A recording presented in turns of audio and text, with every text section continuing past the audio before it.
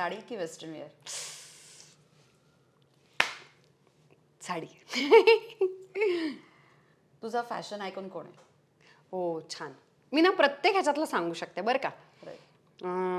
मराठीमध्ये सई तामणकर. सई उत्तम कपडे घालते. Let me tell you.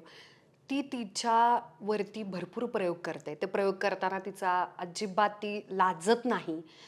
तिचे स्टायलिस्ट चांगले निवडते ती. आणि सईला खूप स्वतःचा एक खूप छान कमाल सेन्स आहे. आणि she is way ahead of her time. म्हणजे ज्या ज्या गोष्टींचे नंतर ट्रेंड्स आलेत ना ते सईनं खूप आधी छान प्रयोग केलेले आहेत, घातलेले आहेत. त्याच्यामुळे सईचा जेन्युअनली खूप चांगला फॅशन सेन्स आहे असं मला प्रामाणिकपणे वाटतं. मराठीमधलं हे झालं. हिंदीमध्ये कंगना. गावात म्हणजे तिच्या साड्या पण, तिचे एअरपोर्ट लुक्स, वेस्टर्न चित्रपटांमध्ये सुद्धा ज्या पद्धतीनं तनू वेट्स मन्नू 1 किंवा 2 असेल ती वेगळी होऊन जाते पात्र.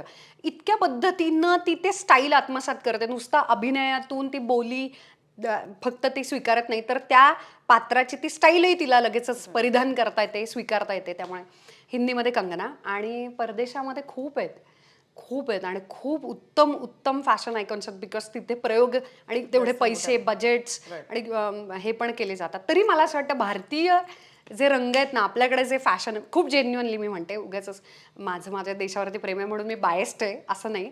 विना पार्शालिटी मी सांगते, आपल्याकडे जितके प्रयोग केले जातात, जितके रंग आहेत, जितके प्रिंट्स आहेत, जितके विविंग टेक्निक्स आहेत, कारागीर, कुठेच इतका समृद्ध फॅशन या जगात खरंच जेन्युअनली कुठेच नाही आहे. हे तुम्ही अभ्यास जसं कराल ना तसं आणि आपल्या देशाचं महत्त्व आणि विविंग टेक्निक्स आणि आपल्याकडची कलाकुसर याचं पटायला लागतं तुम्हाला. पण तरी आता परदेशातलं मला ना विंटेज रेट्रो खूप आवडतं. मर्लिन मुंद्रो.